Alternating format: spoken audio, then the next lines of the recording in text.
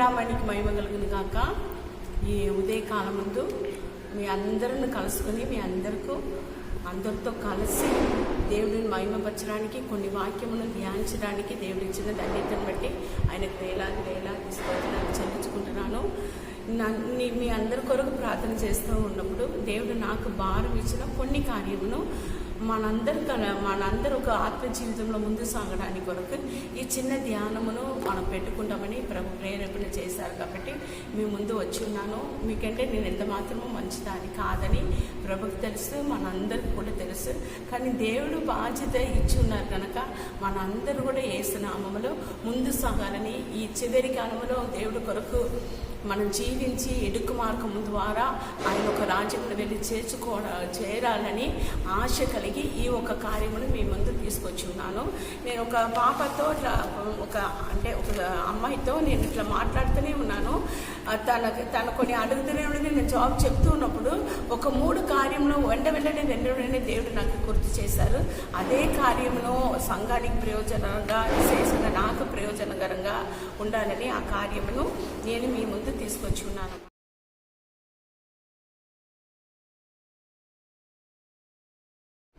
ముందుగా రోమపత్రిక 14:12 మనలో ప్రతి వాడును తన గురించి దేవునికి లెక్క అప్పగింపవలెను. ఆమేన్. ఈ వాక్యము దేవుడు నాకు ఇచ్చారన్నమాట. ఏంటంటే ప్రతి వారు కూడా నేను కానీ మీరు కానీ లోకంలో పుట్టిన ప్రతి వాడు కూడా తన్ను గురించి దేవునికి లెక్క అప్పగించాలి. అంటే తన్ను గురించి అంటే ఏంటి? మన జీవితం, మన పుట్టిన రోజు నుంచి ఆయన సన్నిధానికి చేరిన దినం, కాకపోతే మన మరణ దినం దాకా మనకి ఇవ్వబడిన ఆయుష్ణ దినంలో మనం ఏమి చేసినామో, ఎలాగ నడుచుకున్నామో ఆ కార్యం గురించి దేవుడికి లెక్క చెప్పవలసి ఉన్నది. అలాగ లెక్క చెప్పిన వారు ఒక 3 దేవుడు నాకు గుర్తు చేశారనమాట. మొదటిగా నేను ఏం తీసుకున్నానంటే మత్తయి సువార్త 22:12 స్నేహితుడా, పెండ్లి వస్త్రం లేక ఇక్కడికి ఎలాగో వచ్చిందని అనగా వాడు మౌని అయి ఉండేను. చూడండి, ఇక్కడ ఒక క్వశ్చన్ అడుగుతున్నాను ప్రభు స్నేహితుడా, అది కూడా చూడు ఎంత చక్కగా అడుగుతున్నాను. స్నేహితుడా, నీ పెళ్లి వస్త్రం ఏది? నీ పెళ్లి వస్త్రం లేకుండా లోపల ఎలాగ వచ్చావు అని అడిగినప్పుడు ఆయన ఏం చేస్తున్నాడు? మౌనిగా ఉన్నాడు. దేవుడు అడిగినప్పుడు, అంటే లెక్క అడిగినప్పుడు దానికి మన దగ్గర జాబ్ ఉండాలి కదా. ఆ జాబ్ లేకుండా మౌనిగా ఉన్నాడు. ఆ మౌనిగా ఉన్నవాడిని ఏం చేశారు తెలుసా? దేవుడు తీసుకెళ్ళి చీకటిలో పళ్ళు కొరుకుడలు వాడిని వేసేయమని చెప్పారు. అంటే మన స్థితి కూడా అలాగ ఉన్నదో ఏమో. మనం కూడా ఇన్ని రోజులు క్రిస్తవ జీవితం జీవించి ప్రభు కొరకుని నిలబడతానని చెప్పి, ప్రభుని కొలుస్తానని చెప్పి, మాకు ఇట్లాంటి నమ్మకం ఉన్నది, మనలో వెళ్తాము, మాకు నిత్య జీవం ఉన్నదని చెప్పి కూడా మనము పెళ్లి వస్త్రం అంటే ఏంటంటే రక్షణ వస్త్రం అన్నమాట. ఆ రక్షణ వస్త్రమును పోగొట్టుకున్న వారంటే మనం ఒక చివరి సున్నాగా ముగించుకోదు. ఇక్కడ పళ్ళు కొరకు చీకటి అంటే అది కూడా నరకంగానే ఉన్నది అనమాట. సరేలే, ఈయన కూడా మరి లోపల ఎక్కడికి విందుసాల దాకా వచ్చాడంటే ఆయనకు ఆల్రెడీ ఏమున్నది? పెళ్లి వస్త్రం ఉన్నదనమాట. ఈ పెళ్లి వస్త్రమును కాపాడుకోలేకపోయినవాడు, దాని ఒక విలువ తెలియనివాడుగా నిలిచిపోయాడు అనమాట. ఇప్పుడు ఈ ఒక పెళ్లి వస్త్రము లేని సంగతి కూడా ఆయనకు తెలియని ఒక ఘోరమైన స్థితి. అందరితో పాటు నేను కూడా వెళ్తున్నాను, అందరి పట్టు నేను క్రిస్టియన్ కదా. సండే అయినా 4 గంటలకు లేస్తానండి, స్నానం చేసుకుని ఉరికిపోతానండి. నాలాంటి షార్ప్ ఎవరు లేదండి, నాలాగా పాట పడుతున్న వారు ఎవరండి? మేమందరం అలాగ మనకు తెలియకనే అలాగ మనం ఏం చేసినామో అందరితో కలిసి ఉన్నాం కదా అని పోగొట్టుకున్నవారు ఫస్ట్ వస్త్రమును పోగొట్టుకున్నవారు ఎవరు తెలుసా? ఆదికాండము 3వ అధ్యాయము 7, 8, 9. అప్పుడు వారిద్దరు కన్నులు తెరవబడేవి. వారు తమ దిగంబరులమని తెలుసుకుని అంజూరపు ఆకులు కుట్టి తమ కచ్చడంలో చేసుకునేవి. చూడండి, అంజూరపు ఆకులో ఒక ఆకు కొంచెం ఎండ రాగానే ఏమైపోతుంది? వాడిపోతుంది అనమాట. అంజూరపు ఆకుతో ఏం చేసుకున్నారంటే వాళ్ళు మంచిగా ఒక డ్రెస్ కుట్టించుకున్నారు. ఎండ రాగానే ఏమవుతుంది? మన వల్ల కాదు. మనమును నిలబెట్టుకోవడం మన వల్ల కాదు, దేవుడి మీదే ఆధారపడాలన్నమాట. సరే, వీళ్ళ వస్త్రం ఏమైపోయినదంటే ప్రభు తన పోలికలో తన రూపములో ఆదామును అవ్వామును కలిగజేసి వాళ్ళకు జీవ శ్వాసను ఊది వాళ్ళని ఏం చేశారు, జీవాత్మగా చేసి మహిమా వస్త్రమును వాళ్ళకు ధరించేసేసారు. ఈ మహిమా వస్త్రము ఉన్నది కాబట్టి ఆ రోజు దాకా, ఏ రోజు దాకా సైతాన్తో నడిచి సైతాన్ ఒక మాట విని సాతాన్ ద్వారా ఓడిపోతుందాకా వీళ్ళు మహిమ కమ్మి ఉండదు కనుక వీళ్ళు దిగంబరంగా ఉన్నారనే సంగతి వాళ్ళకి తెలియదు. కానీ ఇప్పుడు వీళ్ళు దిగంబరంగా ఉన్నారని తెలిసిపోయింది. ఎప్పుడు? పాపం చేసినప్పుడు. ఏం పాపం చేశారు? దేవుడితో నడవలసిన వారు దేవుడితో నడవకుండా దేవుడు అస్సలు ఇండిడిసే లేని పరాయి వాళ్ళతో అపవాదితో పొత్తు పెట్టుకున్నారు. ఈ అపవాది కార్యం ఏంటి? ప్రభు సన్నిధానం నుంచి అంతరం లాగడమే ఆయన ఒక పని. ఇప్పుడు వాడేమన్నాడు, ఆల్రెడీ దేవుడు రూపంగా దేవుడు పోలికలో కరెక్ట్ చేసి నిత్య జీవం కొరకు వాళ్ళను పిలువపడి అంత ఖచ్చితంగా కార్యం చేసిన వీడు కొత్తగా పుట్టించాడు. మీరు ఆ పళ్ళు తిన్నాక దేవుడిలాగా మారిపోయారు. ఆల్రెడీ దేవుడిలాగానే ఉన్నారు కదా. నేను దేవుడిలాగానే సృష్టించబడినా, నేను దేవుడు ఒక బిడ్డ అని ఆహ్వానం లేకుండానే ఏం చేశారు వాళ్ళు, మీదిడిగే దేవుడిగా మారుతానని చెప్పేసి మాయ మాట నమ్మి ఆ పళ్ళు తినగానే ఏమైపోయారు? వీళ్ళు ఇప్పుడు దిగంబరంగా మారిపోయారు. ఎంత కరుణామయుడంటే దేవుడు వీళ్ళు అలాగనే ముదరకుండా వాళ్ళకి రక్షణ అంటే ఈ ఒక దిగంబరం నుంచి వాళ్ళు కప్పబడడానికి కొరకు ఒక గొర్రె పిల్లను కాకపోతే ఏదో ఒక మృగమును బలి ఇచ్చి ఆయన ఆ తోలు తీసుకుని ఈయనకి వీళ్ళకి వస్త్రంగా ఇచ్చేసారన్నమాట. పోనీ ఇప్పుడు ఈ వస్త్రమును కాచుకోవాలి కదా, కాచుకోవాలి. కానీ ఏం చేశారు వీళ్ళు? మళ్ళీ జకరియా వచ్చినప్పుడు ఏమవుతుంది, అక్కడ ఒక దేవుడు ఒక మనిషి ఉన్నాడు అన్నమాట. ఆయన ఏం చేస్తున్నాడు? జకరియా 3:4 దూత దగ్గర నిలిచి ఉన్న వారిని పిలిచి ఇతని మైల బట్టలు తీసివేయడని ఆజ్ఞాపించి, నేను నీ దోషమును పరిహరించి ప్రశస్తమైన వస్త్రములతో నిన్ను అలంకరించుచున్నానని సెలవిచ్చాను. ఆమేన్. ఇప్పుడు చూడండి, అక్కడ మీరు నెక్స్ట్ వాక్యం మీరు చూసారంటే ఈ ఒక ఆయన చేస్తున్న పని ఏంటి? యాజకుడుగా ఉన్నాడు కానీ మురికి వస్త్రం ధరించిన వాడుగా ఉన్నాడు. ఎందుకంటే పడిపోవడం, ఎవడైతే పడిపోతాడు, ఎవడైతే రక్షణ నుంచి తొలగిపోతాడు, ఎవడైతే వస్త్రమును పోగొట్టుకుంటాడు. ఎందుకంటే ఈ ఉద్యోగం బట్టి కాకపోతే, చదువును బట్టి కాకపోతే, చదువు లేని బట్టి కాదు. అక్కడ ఎవడు వాడు ఒక మనస్సు, దేవుడి మీద ఉన్న ప్రేమ, ఆ ఒక అనురాగం బట్టి ఆ ఒక రక్షణ వస్త్రమును కాచుకుంటాడు. వీడు యెహోషువ యాజకుడుగా ఉన్నప్పుడు కూడా అక్కడ ఏం రాయబడేదంటే మురికి వస్త్రం ధరించిన వాడుగా ఉంటున్నాడు. పక్కన ఎవరు ఉన్నారు తెలుసా? సైతాన్ నిలబడి ఉన్నాడు. మీరు అక్కడ ఆ పోర్షన్ తీసుకుని చదివినా మీకు అర్థమవుతుంది. పక్కన సైతాన్ నిలబడి ఉంటాడు. ఎందుకంటే ఎవరినైతే ఆకరించడానికి, పడగొట్టడానికి మనం కొత్త నిబంధన చూస్తున్నాం అంతే. వీలైందంటే రక్షించి ఎన్నపడిన వారిలో కూడా 3లో ఒక భాగమును లాగివేయడానికి వాడు రెడీగా ఉన్నాడు. కాబట్టి ఎవరిని పడగొట్టాలని సింహం వలనే అలాగ తిరుగుతున్నాడు కనుక మనం ఎంతో జాగ్రత్తగా ఉండాలి. నేను ఇంత పెద్ద గొప్ప పోస్టు కలిగిన వాడు, నేను ఇంత చదివిన వాడు, నేను డాక్టర్ తీసుకున్నానంటే ఎక్కడే వాడు ఎవరినో వదిలినవాడు కాదు. ఆ పక్కనే నిలబడుతూ ఉంటాడు, ఎవరినో కాలు బట్టి లాగుతామని. అలాగే ఇప్పుడు ఏమైపోయింది, ఈయన వస్త్రం అనే మురికి చేసేసారనమాట. కానీ ప్రభు ఎవరినైతే కరుణిస్తేవాడు కదా, అందుకొరకు ఏం చేస్తున్నాడు, వాడు మురికి వస్త్రమును తీసివేయాలి. ఆయనకు శ్రేష్టమైన వస్త్రము ధరించి ఏం చేశారంట, తలలో మంచి పాగ, నీది అని మంచి శుభ్రమైన పాగ పెట్టేశారు. ఇప్పుడు ఎవరి పక్కన నిలబడి ఉన్నాడు తెలుసా? దేవదూత. అర్థమైందా? మనము దేవుడు ఇచ్చిన వస్త్రమును కాకపోతే ఆ రక్షణను మనం కాపాడుకున్నప్పుడు ఎప్పుడు కూడా మనకి ఎవరు సహాయం చేయడానికి రెడీగా ఉంటారు? దూత రెడీగా ఉంటారు. కానీ మనం పడిపోయి ఒక్కసారి అపవాదికి చోటు చేసిన అనుకోండి, అపవాది వచ్చి మనల్ని ప్రేరేపణ చేస్తూ ఉంటారు. మనం ఎవరి మాట బట్టి నడుచుకోవాలి? ఆత్మప్రభు నా మాటను బట్టి. ఏంటి ఎలా వాక్యం ఉన్నది? సమతల భూమిలో చక్కగా నడిపిస్తున్న దేవుడు ఒక ఆత్మ ద్వారానే మనం నడిపించబడినప్పుడు సరి అయిన మార్గంలో పోతాము. మనం కొంచెం అపవాదికి చోటు ఇచ్చిన అనుకో వాడు అదాల పాదాలానికి తీసుకెళ్ళిపోతారన్నమాట. ఇలాగ ఈ ఇద్దరిలో కూడా ఏం చేశారు, దేవుడు మంచి వస్త్రమును ఇచ్చేవాళ్ళు కాబట్టి. అందుకే ఇప్పుడు వారికి ఆ వస్త్రం, వాళ్ళకేమో మహిమా వస్త్రం ఇచ్చారు, ఈయనకేమో శేషమైన వస్త్రం ఇచ్చారు. మనకి ఎలాంటి వస్త్రం ఇచ్చి ఉన్నారంటే ఏషియా 61:10 బట్టి శృంగారమైన పాగ ధరించే కొనని పెంటి కుమారుని రీతిగాను ఆభరణములతో అలంకరించుకొనిన పెంటి కుమార్తె రీతిగాను ఆయన రక్షణ వస్త్రమును నాకు ధరింపచేసి ఉన్నాడు. ఏ వస్త్రం అంట? మనకి రక్షణ వస్త్రము. ఈ రక్షణ వస్త్రములు ఎవరు పోగొట్టుకున్నారు?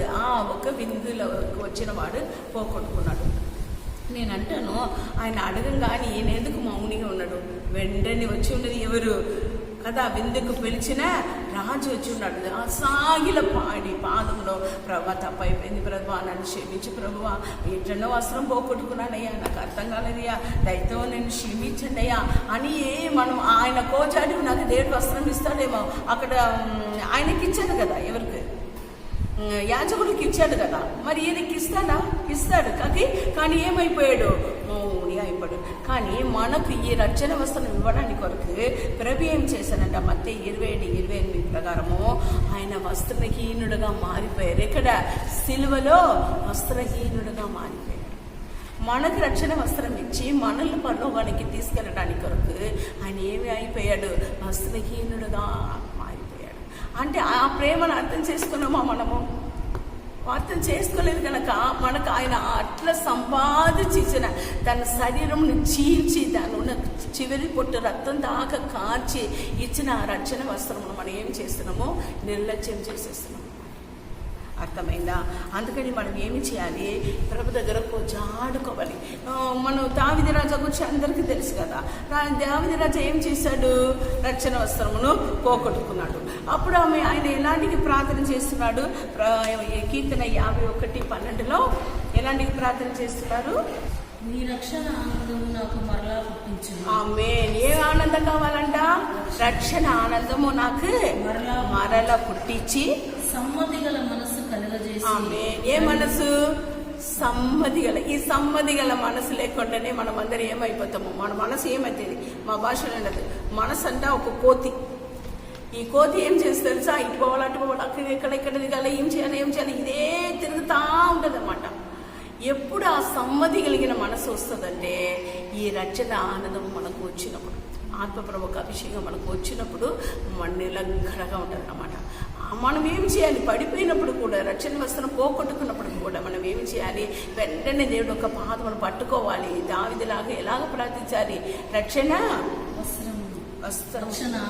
రక్షణ ఆనందమును నాకు ఇవ్వండి అయ్యా, ప్రభువా పోగొట్టుకున్నానయ్యా, ఆ రక్షణ ఆనందము నాకు దయచేయండి అయ్యా, నీ యొక్క సమ్మతి గల ఆత్మ నాకు కలుగ చేసి ఆమె దృఢపరచండి అని మనం ప్రార్థన చేసుకున్నప్పుడు మనం ఆ రక్షణ పోకుండా మనల్ని కాపాడుకుంటాము. అలాంటిగా కోరిక కలిగిన వారుగా అలాగే దేవుడి దగ్గర ఒక నిమిషం ప్రార్థన చేయండి. ప్రభా, నిజంగానే ప్రభా, మేము రక్షణ వస్త్రమును పోగొట్టుకున్నామయ్యా, రక్షణ ఆనందమును మేము పోగొట్టుకున్నామయ్యా. అయ్యా, ఈ రోజు రాజా ఉదయకాలం నీ పాదమును పడి ఉన్నామయ్యా రాజా. అయ్యా, దావీదు వలనే రాజా మేము అడుగుతున్నామయ్యా రాజా. అయ్యా, రక్షణ సంతోషమును మాకు మరల ఇవ్వండి అయ్యా, సమ్మతి కలిగిన మనస్సును మాకు ఇవ్వండి అయ్యా. మీ మంచి పరిశుద్ధాత్మ దైవ రాజా మనల్ని సమాధాన భూమిలో చక్కగా నడిపించవాలని వేడుకుంటున్నామయ్యా. అలాంటి ధన్యత ఇచ్చారని నమ్ముతున్నామయ్యా. ఈ వాక్యమును వింటున్న ప్రతి బిడ్డలో కలుగ చేస్తున్నారయ్యా. ఎవరెవరు రక్షణను రాజా ఈజీగా తీసుకుని ఉన్నారో వాళ్ళందరిలో కూడా రాజా ఈరోజు మేలుకొలుపును చేసి రాజా నిలబడుతున్నారు కనుక రాజా నీకు వందనము వందనము వందనము. ఆమేన్. ఇంకే రెండోది ఒక వాక్యమును మనము చూస్తాము. మొదటిగా ఏంటి? రక్షణ వస్త్రము పోగొట్టుకున్న వాడు దేవుడి దగ్గర ఏం చెప్పలేకపోయాడు? ఆత్మకు లెక్క చెప్పలేక మౌనిగా ఉన్నదికి చీకటికి ఇక్కడ నరకానికి అని అనుకుంటాం. అలాగే ఏపడారు. కానీ మనము మారు మనసు పొందిన బట్టే మనకు రక్షణ సంతోషంలో ప్రభు మారలే ఇస్తారని అన్నారు.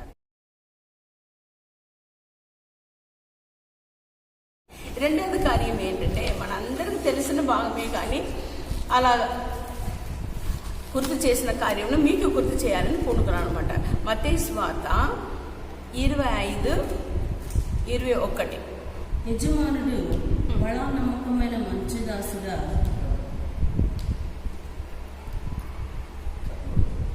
బడా నమ్మకమైన మంచి దాసుడా, నీవు ఈ కొంచెముల నమ్మకముగా ఉంటివి, నిన్ను అనేకమైన వాటి మీద నియమించదను, నీ యజమాని సంతోషంలో పాలు పొందమని అతనితో చెప్పింది. 26. అందుకు అతని యజమానుడు వారిని చూచి, సోమరమైన చెడ్డదాసుడా, నేను విత్తని చోట కోయివాడను, చల్లని చోట పంట కూర్చుకుని వాడనని నీవు ఎరుగుదువా? ఇక్కడ చూడండి, 2 మొదటి వాడిని ఎలాగంటున్నాడు ప్రభు? బలా నమ్మకమైన మంచి దాసుడా అంటున్నాడు. రెండవ ఆయనని ఎలాగంటున్నాడు? సోంబేరి అయిన చెడ్డ దాసుడా. మనలో ఇక్కడ మనకి ఎన్నుకోవడానికి 2 ఉండేది. సోంబేరి అయిన చెడ్డ దాసుడా అనేది ప్రభు ద్వారా పిలువబడాలా, కాకపోతే మంచి దాసుడా అని పిలువబడాలా. ఇది మన చేతిలోనే ఉన్నది. ఎలాగా మన చేతులు అంటే, ఒక యజమానుడు అంట వేరే ఊరికి వెళ్ళినప్పుడు ఏం చేశారు, తన కింద పని చేసిన వారిని పిలిచి ఒకరికి 5 తాళందు, ఒకరికి 2 తాళందు, ఒకరికి 1 తాళందు ఇచ్చి ఏం చేశారు, దూర ప్రయాణం వెళ్ళిపోయాడు. ఇప్పుడు వీళ్ళు ఏం చేస్తారు, తన దగ్గర ఏమున్నది, ధనం ఉన్నది. ఈ ధనం ఏం చేయాలి, మనము దీన్ని కొంచెము వర్ధిలింప చేయాలి, కాకపోతే పెనిచ్చాలి అని చెప్పేసి కష్టపడి 5 తాళంతులు ఉన్నవాళ్ళు ఇంకొక 5 తాళంతులు సంపాదించుకున్నారు. 2 ఉన్నవాడు ఇంకొక 2 తెలియదు. ఈ 5 వాళ్ళు సంపాదించారు కదా, మనం హోంవర్క్ చేసేసినామంటే టీచర్ ఎప్పుడు వచ్చేది రాగానే టీచర్ నేను అంటాం కదా, అలాగా ఎప్పుడు యజమానుడు వస్తాడు, నేను సంపాదించినది ఆయన దగ్గర గుడ్డు తీసుకోవాలి అని అలాగ వెయిట్ చేసి, అయ్యా మీరు 5 ఇచ్చారు కదా, నేను ఇంకొక 5 సంపాదించాను, 2 ఇచ్చాను ఇంకొక, సరే మీకు 5 ఉన్నవాడికి ఇంకొక 5, 2 ఉన్నవాడికి ఇంకే 2 అని చాలా సంతోషపడి ఏమంటున్నాడు, ఇదిగో కొంచెములో నమ్మకంగా ఉంటివి, నిన్ను అనేక దాంట్లో నిన్ను నియమించెదను అని నీ యొక్క యజమాని యొక్క సంతోషంలో ప్రవేశించండి అని మంచి మాట చెప్పి వాళ్ళని పిలుస్తున్నాడు. ఈ 1 తీసుకున్నవాడు వచ్చాడు కదా, వాడు ఎలాంటి వాడంట, సోంబేరిను చెట్టదాసుడు అనే కార్యం ఎలాగ వాడికి వచ్చింది, సోంబేరి. ఓకే, చెట్టదాసుడు అంటే వీడికి ఒక కుళ్ళు పుట్టింది. ఏం తెలుసా, రే చూడరా, వాడికి 5 అంట, వీడికి 2 అంట, నేను పిచ్చివాడా, నాకు మధ్య 1 ఇచ్చాడరా, ఇది న్యాయమా చెప్పు, నాకు ఇది వద్దు, నేను 1 పెట్టుకుని ఏం చేయాలి, అక్కడ పడి ఉండని వాడు వచ్చినాక వాడి మొహములా వేసేస్తాను. అలాంటికి భావన వాడికి వచ్చేసింది కాబట్టి ఏం చేశాడు, అక్కడ వేసేసాడు అనమాట. ఇప్పుడు ఎవరికి కూడా అంటే ఈయనలో అపవాది దూరి ఒక కుళ్ళు, కాకపోతే ఒక ఈశను పుట్టించి గనక ఇప్పుడు ఏమైపోయాడు, వీడు చెడ్డదాసుడుగా మారిపోయాడు. ఎందుకంటే వాడుకున్న వస్తున్న సంపాదన ఆశీర్వాదం కూడా పోగొట్టాడు. దీనికి 2 మనుషులను నేను ఎగ్జాంపుల్గా తీసుకున్నాను అనమాట. నేను అది స్టోరీ కింద చెప్పేస్తాను, అప్పుడు మనకు సెట్ అయిపోతుంది. సౌలు దావీదు మనందరికీ తెలిసిన ఈసైన క్యారెక్టర్. సాముయేలు ప్రవర్తన సౌలును అభిషేకించాడు. ఎలాగా మొత్తం ఇశ్రాయేలుకి ఫస్ట్ రాజు ఎవరు తెలుసా, సౌలే. సౌలు నిలబడినప్పుడు సౌలుకి నీకోలైన వారు ఎవరు కూడా లేదన్న, అంత హైట్ అంట, అంత హ్యాండ్సమ్గా ఉంటాడట, అలాంటికి అంత కలిగిన వాడు. ఈయన అభిషేకం చేసి ఉన్నాడు. ఈయన దానికి అంతా రెఫరెన్స్ ఉన్నది. మొదటి సామెలు 10:1, మొదటి సామెలు 10:9, 10:10. దీని అంతా మీరు చూసారంటే మొత్తం ఆయనకు ముందుగా సామెలు అభిషేకిస్తాడు రాజుగా, తర్వాత పరిశుద్ధాత్మ ఆయనలో వచ్చి దిగుతుంది, తర్వాత ప్రవచనం చెప్తాడు, తర్వాత అందరూ కలిసి పెలిస్తీయులు వీళ్ళకి విరోధంగా రాగానే దేవుడు ఒక ఆత్మ బలంగా దిగింది కనుక పెలిస్తీయుల చేతి నుంచి కూడా విమోచించిన వాడుగా ఉన్నాడు. ఇలాంటికి ఎన్నో కృప కలిగిన ఎవరు, సౌలు. ఎక్కడ ఓడిపోయాడు తెలుసా, ఇప్పుడు మనం అనుకున్నాం కదా, ఆ చెడ్డదాసుడికి ఏ గుణం వచ్చింది, కుళ్ళు, అసూయ వచ్చింది కదా, అలాగే ఈయన కూడా ఒక అసూయ వచ్చింది. ఆ ఒక్క వాక్యం చదువుతుంది చూడండి, మొదటి సామెలు 18:7.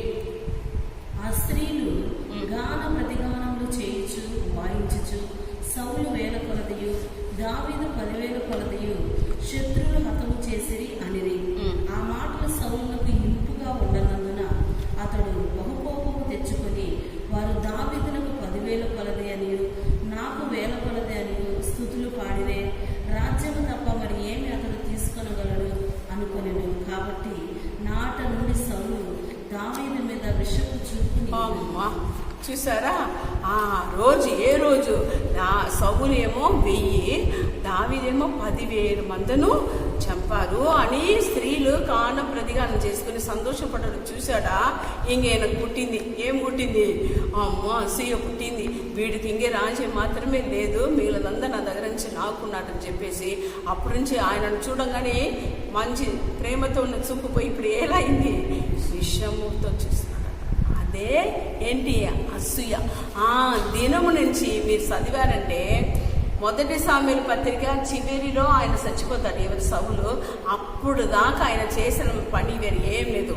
దానినే తరుముతూ తరుముతూ తరుముతూ తరుముతూ 2 మారి కూడా, అయ్యా నాకంటే నేను నీతిమంతుడు, నా తర్వాత దేవుడు నీకే రాజ్యం ఇస్తాడని మాట్లాడతాడు. మరలా ఆయనను తరుముతూనే ఉంటాడు. అలాగ జీవితకాలం అంతా ఆయనను తరిమి తరిమి తరిమి తరిమి ఏమి సాధించలేక, ఆయనకి ఇచ్చిన బాధ్యతను నెరవేర్చలేక, రాజ్యాంగాన్ని నిలబట్టలేక ఓడిపోయిన వాడుగానే అది కూడా దేవుడు కూడా లేదు, తనకు తానే సూచన చేసుకున్నాడు. ఎవరు కూడా ఆయన సాంబడానికి పనివాడిని పిలిచి రేను చంపేరా, వాళ్ళు రావడానికి ముందంటే వాడు కూడా భయపడి నాకు వీడు పట్టేమున నాటి దాన్ని పడి సూసైడ్ చేసుకున్నాడు. అలాంటి ఘోర స్థితి ఎవరికి వచ్చింది, సౌలుకి వచ్చింది. సౌలుకి ఆ స్థితి రావడానికి ఒకటే కారణం ఏంటి, ఎవరిని చూసి అసూయపడ్డాడు, దావీదుని చూసి అసూయపడిన రోజు నుంచి వాడికి కీడు మొదలైంది, చివరిలో సూసైడ్ చేసుకున్నాడు అన్నమాట. అందుకని మనకు అసూయ ఉండకూడదు. వాడికి ఇచ్చిన కృపావరము వాడు ముందు పడుతున్నాడు. నీకు ఇచ్చిన కృపావరం దేవుడు ఏమి ఇచ్చినాడు, వాడికి 5 ఇచ్చి ఉండవచ్చు. అక్కడ ముందుగానే చెప్పేశాడు కదా, దేవుడని ఎవడు వాడు ఒక సామర్థ్యం చూపున వాడికి అంది ఇచ్చి ఉన్నాడు. నీ సామర్థ్యం ఒకటిని అనుకున్నాడు. అంటే 5 మరలా 5 సంపాదించిన వాడు, మరలా 2 సంపాదించిన వాడు కూడా ఎక్కడ వెళ్ళాడు, అదే సంతోషంలో ప్రవేశించారు. అదే 200 దీవెన వచ్చింది కదా. మరి నీకు కూడా తక్కువ ఏమి చేయడు కదా ప్రభు. నీ వంతుకి నీ ప్రయాసపడి నీవు కూడా దీవించబడి ఉన్నావు కదా.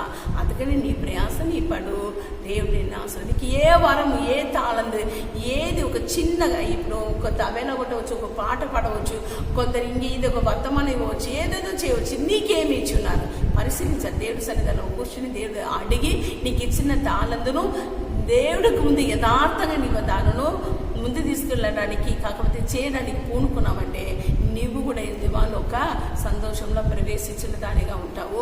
మంచి దాసుడాను బలా మంచి దాసుడాను ప్రభు చేతిలో పిలువబడిన వాడు. లేదంటే ఏమైపోతాము, మనం కూడా చీకటికి పళ్ళు కొరటుకు పాడైపోతాము.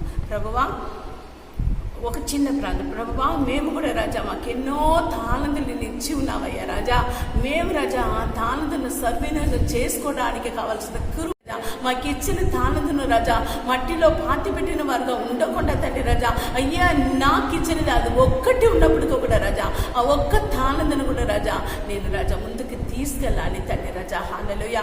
అయ్యా దావీదు వలనే తండ్రి రాజా కొంచెం ప్రభా కొరపిల్లలు ఉన్నప్పటికీ కూడా అయ్యా రాజా తన జీవితం అప్పగించుకుని రాజా ఆ కొన్ని మేక పిల్లలు కొరకు తండ్రి రాజా ఒక ఏనుగుమణిను ఒక సింహమును అయ్యా చంపి తండ్రి రాజా హల్లెలూయా తను కాపాడిన యథార్థము రాజా ఆ ఒక్క తాళంతును బట్టి యథార్థంగా ఉన్నాడు గనక అయ్యా ఇశ్రాయేలు జనానికి రాజుగా నిలబెట్టావే. అలాంటి కృపను మాకు ఇచ్చి తండ్రి రాజా నామను మహిమపరుస్తున్నారు గనక నీకు వందనము స్తుతి ఆరాధన చెల్లించుకున్నాము యేసు నామములో మా తండ్రి ఆమేన్. ఇప్పుడు 3వది, మొదటిగా పెళ్లి వస్త్రం పోగొట్టుకున్నవాడు, 2వది తాళంతును ఉపయోగం చేయకుండా ఉన్నవాడిని బట్టి చూసినాము. వాడేమో పెళ్లి వస్త్రం పోగొట్టుకున్నా, ఒకవేళ పెళ్లికి వచ్చినప్పుడు అది ఆ రక్షణ వస్త్రం పోగొట్టుకున్నప్పుడు యేసయ్య పాదంలో పడినా ఆయన ఈయన కొరకు వస్త్రహీనుడిగా మారి ఉన్నాడు కనుక ఆ రక్షణ వస్త్రమును మార్ల ఇచ్చి ఉంటాడు దావీదుకి ఇచ్చినట్టు. కాకపోతే ఏం చేశాడు ఈయన, బతిమాడలేదు, దేవుడిని కోజాడుకోలేదు, మౌనిగా ఉన్నదికి చీకటికి పల్లికొరపడు. 2వది ఆయన ఏం చేశాడు, తాళంతును సర్వీనించదు కుళ్ళుతో కోపముతో అలాగే ఈర్ష్యతో పడి ఉన్నాడు, అసూయతో పడి ఉన్నాడు కనుక తన తాళంతును వాడలేదు కనుక చివరిలో ఏమైపోయాడు, వాడు కూడా పళ్ళు కొడుకు చీకటికి అయిపోయాడు. కానీ మనకిచ్చిన తాళంతును దేవుడు ఒక సహాయం కోరి దావీదు వలనే మనం ముందు సాగిన ఉన్నాడుకో, దావీదులాగా మనకు కూడా రాజ్యాంగము అంటే దేవుడితో కలిసి మనం ఏలుబడి చేసిన గొప్ప వాక్యం మనకు దేవుడు ఇస్తారని మనం చేసిన 3వది ఒక బట్టి చూస్తాము. మన ఈరోజు తీసుకున్న వాక్యం ఏంటి? ఎవడువాడు అదే మనలో ప్రతివాడు తన్ను కూర్చుని దేవునికి లెక్క అప్పగించవలసినే ఉన్నది. ఇప్పుడు ఇద్దరు లెక్కలో ఓడిపోయారు. ఇంకొకరు ఎవరు ఓడిపోతారు చూస్తాము. మత్తయి సువార్త 7:22-23. ఆ దినమందు అనేకులు నన్ను చూచి, ప్రభువా ప్రభువా, మేము నీ నామమున ప్రవచింపలేదా? నీ నామమున దయ్యములను వెళ్ళగొట్టలేదా? నీ నామమున అనేకమైన అద్భుతములు చేయలేదా అని చెప్తున్నాడు. ఇక్కడ మనము చూస్తున్నాము, ఇక్కడ ఒక మనిషి ఉంటున్నాడు. ఎవరు ఉన్నారంటే అందరూ ఇప్పుడు మనము దీనికి ముందున్న దాంట్లో వారమును వాడలేదు, వారమును దాచిపెట్టినాడు. దాని కొరకు ఏమన్నాడు ప్రభు? ఏమన్నాడు? ఏంటయ్యా నీవు వరములందా ఉపయోగించలేదు, నేను ఇచ్చిన ఒక్క తాళంతో నేను ఏం చేసావు? పాతి పెట్టేసావు కనుక నీకు పళ్ళు కొడుకుడు చీకటి అంటున్నారు. ఇక్కడ ఇంకొక వినోదమైన కార్యము. ఏ కార్యం అంటే వీళ్ళు ఏం చేసేవారంట? దయ్యమును వెలకొట్టినవారు. యేసయ్యను చూసి అంటారు, ప్రభా నీ నామమున దయ్యమును వెలకొట్టినము, సూచన క్రియ చూసినము, మగతి క్రియ చేసినము, వ్యాధులను స్వస్థపరచడము, ఇలాగ ప్రభా నీ కొరకు మేము వాడబడిన వారయ్యా అన్నప్పుడు ప్రభు ఏమంటారంట? చెట్టదాసులు మీరు ఎవరో నాకు తెలియదు, పోండి అంటారు. ఇదేమి కొత్త కథ అని అనిపిస్తుంది కదా? కాదు, ఇదే అసలైన కథ అన్నమాట. అర్థమైందా? ఇప్పుడు మనం ఎక్కడ ఓడిపోయినామంటే ప్రభు ద్వారా వాడబడుతున్నాము, కానీ ఆ దేవుడు అంట ఒక్కసారి ఇప్పుడు అపవాది ఉన్నాడు కదా, అపవాదిని శరీరం జయించున్నాడు కదా దేవుడు. జయించినప్పుడు కూడా ఇప్పుడు దాకా ఎందుకు మనకు పూర్తిగా జయం రాలేదంటే ఈ అపవాదికి చాలా ఒక అధికారం దేవుడు ఇచ్చి ఉన్నారు. ఈ అధికారమును ఎప్పుడు ఈ రెండవది రాకడ అయిపోయినాక ఆ ఒక 1000 సంవత్సరాలు ఆ ఒక పరిపాలన అంతా అయిపోయినాక కూడా తర్వాత ఆయనను కట్టు నుంచి విప్పించినాక మరలా కూడా డిస్టర్బ్ చేసినాక చివరిలో వాడును పాతాళంలో వేస్తారన్నమాట. అంత అధికారం వాడికి ఇచ్చేశారు కనుక ఇది కొనసాగుతూనే ఉన్నది. అలాగే నీకు కానీ నాకు కానీ మనందరికీ కానీ దేవుడు ఏ వరం ఇచ్చారో అది పాడుతున్న వరం కావచ్చు, ప్రవచనం చెప్పిన వరం కావచ్చు, స్వస్థపరిచిన వరం కావచ్చు, ఏ వరం ఇచ్చినప్పుడు కూడా ఆ వరమును ఒకసారి దేవుడు ఇచ్చిన మళ్ళీ తిరిగా తీసుకోరు. కానీ అందుకని ఆ దానిని పెట్టుకొని ఇంకొకటి చెప్పబడి ఉన్నది. అపవాది కూడా ఎలాంటికి అది దేవుడు ఒక బిడ్డలు చేసిన ఆ ఒక కార్యం కూడా చేసినట్టుగా, ఆశ్చర్యక్రియ చేసినట్టుగా అది కూడా కొంచెం అందరిని మోసపుచ్చడానికి కొరకు అది కూడా చేస్తుంది. వీళ్ళు దేవుని ద్వారా అపవాది ద్వారా చేశారా, దేవుడి ద్వారా చేశారనే కార్యము దేవుడే బయలుపరుస్తారనమాట. ఇక్కడ చూసారంటే మనము చూస్తాము ఏనోకు దేవుడితో నడిచారు. ఏం చేశారు? నడిచారు కదా. నడిచినదికి దేవుడితో ఆయన నడిచినది యూదా పత్రికలో చూశారంటే ఆదికాండం 5వ అధ్యాయంలో ఏమో ఏనో గురించి రాయబడి ఉంది. కానీ యూదా పత్రిక ప్రకటనకి ముందున పత్రిక దాంట్లో ఒక వాక్యము రాయబడి ఉన్నది. అది చదువుమా. ఆదాము మొదలుకుని 7వ వాడైన హానోకు కూడా వీరిని గురించి ప్రవచించి ఇట్లా నేను ఇదిగో అందరికీ తీర్పు తీర్చుటకును వారిలో భక్తిహీనులందరూ భక్తిహీనముగా చేసిన వారి భక్తిహీన క్రియలన్నిటిని గురించి భక్తిహీనులైన పాపులు తనకు విరోధముగా చెప్పిన కఠినమైన మాటలన్నిటిని గురించి వారిని ఒప్పించుటకును ప్రభువు తన వేవేల పరిశుద్ధుల పరివారంతో వచ్చాను. ఆమేన్. చూడండి, అప్పుడు ఆరాధ్యాయం వచ్చినప్పుడు నోహ అని పెట్టి మొత్తం లోకంలో ఆదం చేసేసాడా. కానీ దానికి ముందు వాళ్ళ ముత్తాత బతికినైనా ఈ యేసయ్య వచ్చి వేలాది దూదులతో కాదు, పరిశుద్ధులు అంటే మనమే కదా. మనం పెళ్లి కుమార్తెగా ఎత్తపడినాక మధ్య ఆకాశం 7 సంవత్సరాలు విందు భోజనం అయిపోయినాక మనం పరిశుద్ధులతో దిగి వచ్చి ఏం చేస్తారంట? న్యాయం చేస్తారంట. ఈ కార్యము ఏనోకు రాసి పెట్టారంటే ప్రభు ఎంత చక్కని గొప్ప వారు చూడండి. అంటే ఆయనతో కలిసి నడిచినప్పుడు ఆయనను అర్థం చేసుకొని ఒక స్నేహితుడుగా ఆయనతో ఎల్లప్పుడూ నడిచిన వారికి ఎన్ని సంవత్సరాల తర్వాత జరగవలసిన కార్యమును కూడా ప్రభు బయలుపరిచారు చూడండి. అలాగ మనం ఏం చేయాలి? దేవుడితో నడవడానికి ఏ నొక్కులాగా ఆ నొక్కులాగా నడవడానికి. అంగే నెక్స్ట్ 6వ అధ్యాయం వచ్చినప్పుడు నోహ ఎలా ఉన్నాడంటే దేవుడితో సంచారం చేశారంట, ఆయనతోనే నడిచారంట. అందుకే ఆయన నిందారహితులుగాను నీతిమంతులుగాను ఉన్నారంట. ఇప్పుడు మనం ఏం చేయాలి? ముందుగా దేవుడితో మనకి ఎన్నో వరాలు తాళంది ఇచ్చి ఉన్నాడు. ఇదంతా దేవుడు మెచ్చుకున్నదిగా మారాలంటే దేవుడు ఒక హృదయం కలిగిన వారుగా ఉండాలి. మనం ఎవరితో ఎక్కువ ఫ్రెండ్స్ పెట్టుకుంటున్నామో వాళ్ళొక నేచర్ మనకు వచ్చేస్తుంది కనుక మనం దేవుడితోనే నడిచినప్పుడు మనం ఏమైపోతామో దేవుడు ఒక స్వభావం కలిగిన వారుగా ఉంటాము. యేసయ్య ఎలాగ ఉన్నారు? కనికెర పూర్ణుడుగా ఉన్నాడు, దయ కలిగిన వాడుగా, జాలి కలిగిన వాడుగా. ఇలాగా మనుషులంతా సెదిరున్న వారిని చూడగానే ఆయనకు లోపల నుంచి కనికెర పుట్టుకొచ్చి వాళ్ళ మీద ప్రేమ వచ్చింది అనమాట. ఎవరికైతే అది నాయన ఓరు విధవరాలు ఒక్క కొడుకు చచ్చిపోయినాక ఏడ్చుకొని వచ్చినాక ఎదురు వెళ్ళి ఆమె ఒక దుఃఖముని తీర్చిన వాడికి కుమారులను ప్రాణంతో లేపిన వర్గాలు. అలాంటి కనికరాపూరుడుగా ఆయన ఉన్నాడు కనుక మనం కూడా ఎలాగో వాళ్ళగా ఉన్న కనికరముతో నింపబడి, ఒకరికి బాగలేదు, ఒకరు సీరియస్గా ఉన్నాడు, నేను దేవుడు ఒక ప్రేమతో నింపబడి వెళ్ళి వాళ్ళని ఆదుకొని వాళ్ళని నిలబడటానికి ప్రయాసపడినప్పుడు నాలో ఎవరిని చూస్తారు? యేసయ్యని చూస్తారు. నాకు ఈ వరం, దయ్యం వెళ్ళగొడుతున్న వరం ఉండదండి. మీ పాపకు బాగా దయ్యం పట్టింది, నేను రండి ఒక 10,000 ఇచ్చారంటే మేము నయం చేస్తామండి. అది బిజినెస్. అలాంటి వారిని దేవుడు మీరు ఎక్కడ ఉన్నవారో పోండి అని ఇక్కడ చెప్పినట్టు చేస్తారనమాట. అలాగే మనము ఏనోకలాగా నోగాలాగా దేవుడితో నడిచిన వారికి ఉండాలి. ఇప్పుడు నేను తీసుకున్న 7వ అధ్యాయం ఉన్నది కదా, దాంట్లో మీరు 13వ వాక్యం చదివారంటే, ఇరుకు ద్వారములో ప్రవేశించుడు, నాశనములకు పోవు ద్వారము వెడల్పును, ఆ దారి విశాలమునై ఉన్నది. 14 దాని ద్వారా ప్రవేశించేవారు అనేకులు. జీవమునకు పోవు ద్వారము ఇరుకును, ఆ దారి సంకుచితమునై ఉన్నది. ఆమేన్. ఇప్పుడు ఇక్కడ 2 మార్గం ఉన్నది. 2 మార్గం ఏంటంటే, ఒకటి జీవపు మార్గం, ఇంకొకటి కేడ్ అంటే నరకానికి పోతున్న మార్గం.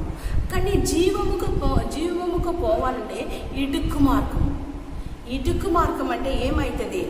ఒక రూల్ ఉంటుంది, దానికి కొన్ని పాటించవలసిన కొంచెం నియమం ఉంటుంది, ఒక గురి ఉంటుంది. ఇది ఇడుకు మార్గం. మనము ఇడుకు మార్గంలో పోయినప్పుడు మనకు ఆగనం ఉంటుంది.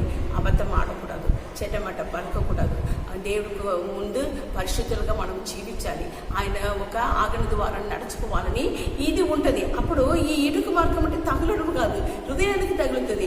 ఒక 1000 రూపాయలు రావాలంటే ఒక అబద్ధం చెప్పినాకనే ఆ 1000 రూపాయలు నా చేతికి వస్తుందంటే నేనేం చేయాలి? దాని ఆ లాస్ని భరించి నేను ముందు సాగాలి. అదే ఇడుకు మార్గం. కానీ విశాల మార్గం అంటే 1000 అడుగున చోట 10,000 అడుగురా, ఏమైతుంది, ఒక చిన్న అబద్ధమే కదా చెప్పేస్తానరా, అది విశాల మార్గం. ఏ మార్గమును మనం ఎన్నుకుంటడం? ఇదే విశాల మార్గముని ఇడుకు మార్గానికి వ్యత్యాసం అనమాట. ఇప్పుడు ఇడుకు మార్గములో వెళ్ళిన వారు వీళ్ళను ఎలాగ మనము గుర్తుపడతామంటే, కింద 10 రామా, వారి ఫలము వలన మీరు వారిని తెలుసుకుందరు. ఆమేన్. ముండ్ల పొదలలో ద్రాక్ష పండ్లను, పల్లేరు చెట్లను, అంజూరపు పండ్లను కోయుదురా. చూడండి, మన హృదయము మనం ఎవరితో పొత్తు కలిగి ఉంటామో అదే ఫలితం మనకు మన నోట్లో చూస్తుంది. ఎప్పుడు కానీ విశాల మార్గం ఎన్నుకొని 10 రూపాయల కొరకు కూడా అబద్ధాలు ఆడుకొని, కాకపోతే చెట్ట పని చేసుకొని, నేనేం చేయాలమ్మా, నా భర్త ఊరికి వెళ్ళేవాడు రాలేదమ్మా, నేనేం చేయాలని తునిగరంగా మనం పాపం చేసిన వారుగా ఉంటుంది. ఎందుకంటే ఎలా ఉంటుంది? అక్కడ ముళ్ళు చెట్టే ముళ్ళు చెట్టు, దాని ఏ ఫలం వస్తుంది? నీ క్యారెక్టరే అదే ఉన్నది. ఆ క్యారెక్టర్ నుంచి బయట రావాలి, నీవు పూనుకోలేదు. నీవు బయట రావాలి, పూనుకున్నాక ఇడుకు మార్గంని ఎన్నుకోవాలి. అక్కడ మాటనే ఎలా ఉన్నది? ఇడుకు మార్గమును తెలుసుకొని అన్నది. ఇడుకు మార్గం ఉన్నదంటే నీకు ఈ రోజు 10 రూపాయలు లేదంటే నేను మాత్రం తారి తప్పను, నేను ఆకలిగా ఉంటాను కానీ నేను తారి తప్పనని నీకు ఒక గురి, నా గురి యేసయ్యగా ఉన్నది కనుక ఆ గురికే నేను వెళ్తున్నాను కనుక ఈ ఆకలి, ఈ కష్టం, ఈ బాధ నాకు ఒక మ్యాటర్ లేదు. నేను దేవుడి గురించి చూసి వెళ్తానప్పుడు దేవుడు మనల్ని పోషిస్తాడు. కానీ మనం అలాగే ఎన్నుకోలేదు కదా. ఎలాగైతే జీవించాలి అందరిలాగా నేను అంటే అందరు మెచ్చుకున్నట్టు జీవించాలి, నేను అంతరంగంలో ఎలాంటి దానిగా ఉంటానని మన అంతరంగంలో చేయగా ఒక్కరోజు అది పండి ముళ్ళు చెట్టుగాను ముళ్ళు పండుగాను అది బయటవచ్చు అనమాట. అందుకని మనం ఎలాంటి వారు ఉన్నామో అదే ఫలం మన ద్వారా వస్తుంది అనమాట. కానీ ఇటుక మార్గంలో మనం ఎన్నుకొని దేవుడిని గురిని పెట్టుకొని మన ద్వారా మనం దేవుడితో నడుస్తున్నాం కనుక ఆ ఒక ఫలం ఉంది, 9 ఫలము. ఎవరు చెప్పగలుగుతారు? ప్రేమ, సంతోషము, సమాధానము, విశ్వాసము, నమ్మకమును, దీర్ఘశాంతము, సాత్వికము, ఆశానికము, దయాళుత్వం. ఈ 9 వార ఫలము ఆల్రెడీ ఈయనకి ఎన్ని వారం ఉన్నది చూడండి. ఏమేమి చేస్తున్నారంట? ఆయన దయ్యమును వెలగొడుతున్నాడు, స్వస్థ వరం ఉన్నది, దయ్యమును వెలగొడుతున్న వరం ఉన్నది, తర్వాత ఏమున్నది, ప్రవచన వరం ఉన్నది, ఆ సూచనగిరి మగతిగిరి చేస్తున్న వరం ఉన్నది. ఇన్ని వరముతో ఈ 9 ఫలం కూడా కలిసిందంటున్నాను అనుకోండి. ఆ ఒక కార్యము అది శ్రేష్టంగా ఉంటుంది, దేవుడు మెచ్చుకున్నదిగా ఉంటుంది. అందరూ ఇదిగో అక్కడ వెళ్ళగానే అయ్యో అది ఎంతగా కనికిన పొరుడుగా ఉండి యేసయ్యను వాళ్ళు చూడవచ్చమా, అలాంటి ప్రేమ కలిగిన వరమా అని దాని ద్వారా జరుగుతున్న సూచన క్రియ మగతి క్రియ దేవుడి నామానికి మహిమ తీసుకొస్తుంది.